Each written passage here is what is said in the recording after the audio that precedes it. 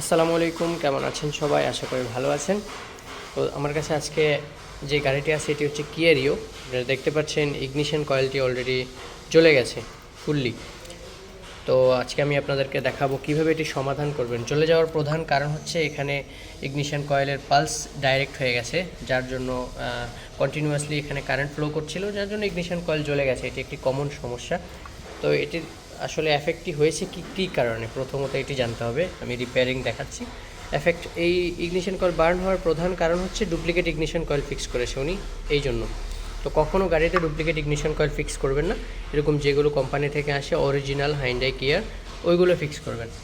ওকে, তো আমি already computer remove করে নিয়েছি। দেখতেই পাচ্ছেন এখানে একটা ইগনিশন কয়েলের আইসি বার্ন হয়ে গেছে। কেমন? তা এখন আমি আপনাদেরকে দেখাবো এটি কীভাবে আপনারা ঠিক করবেন। তো আইসিটি রিপ্লেস করলেই গাড়িটির সমস্যার সমাধান হয়ে যাবে। দেখতে পাচ্ছেন আমার কাছে অলরেডি আইসি স্টক আছে নতুন। তো আপনাদের সাথেও যদি এই সমস্যাটি হয়, এইভাবে আপনারা এই সমস্যাটির সমাধান করতে পারেন। আচ্ছা, তো এখানে আরেকটি জিনিস শেখার আছে, সেটি হচ্ছে গিয়ে আপনি কিভাবে বুঝবেন যে আপনার কোন ইগনিশন কয়েলের আইসিটা ড্যামেজ হয়ে গেছে।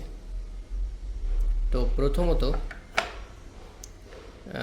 মাল্টিমিটার নিয়ে এটিকে 20K ওহমসে ফিক্স করবেন। এরপরে দেখুন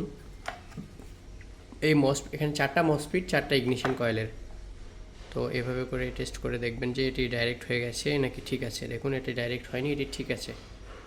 সেকেন্ড, এটিও ঠিক আছে। থার্ড, এটিও ঠিক আছে। ফোর্থ, দেখুন এই মসফিটটা অলরেডি ডাইরেক্ট হয়ে গেছে, যেটা হওয়ার কথা ছিল না। কেমন? তার মানে এই মসফিটটা খারাপ হয়ে গেছে।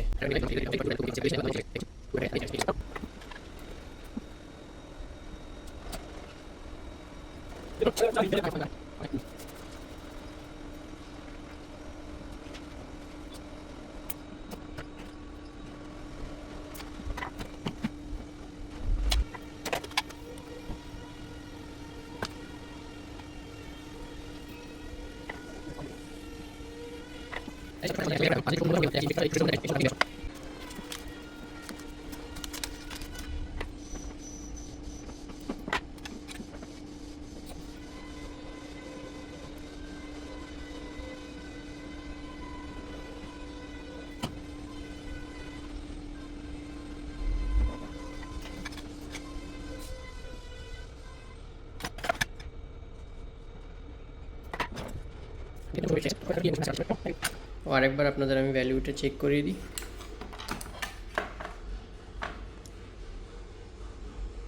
2.13,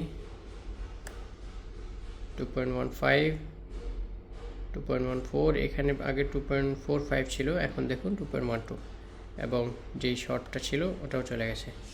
ওকে, গ্রেট সাকসেস।